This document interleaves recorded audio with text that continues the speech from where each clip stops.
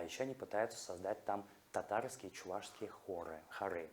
Но у них на самом деле не очень все гладко получается, оно и понятно. 18-й год, разруха, голод, гражданская война.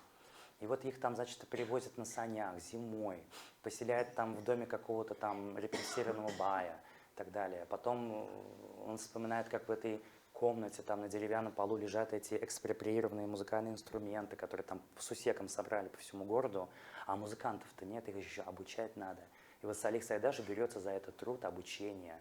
И вообще, конечно, у него были удивительные педагогические навыки, в том числе вот он невероятным терпением обладал. Можете себе представить, да, вот стоит задача создать оркестр. Ну откуда его брать-то? Музыкантов-то нет, все уехали на фронт, никого нет. И вот эти вчерашние школьные мальчишки, их надо обучать. И вот он их начинает обучать.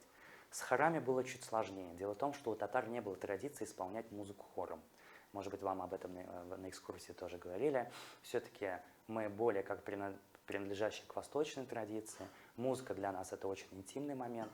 У нас нет навыков исполнения публичного, да? То есть для татар это в новинку петь хором. И вдруг их призовут петь хором, да не просто хором, а еще на два голоса поделить.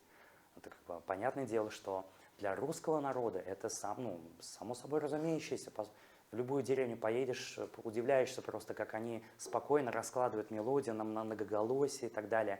А у татар все-таки мелодия, она одноголосная. Это очень характерно для восточной музыки. Это когда берется какое-то сочетание нот, да, у татар это в основном пентатоника, там 5 нот, да, и как бы вот и дальше идет импровизация вот на этот лад.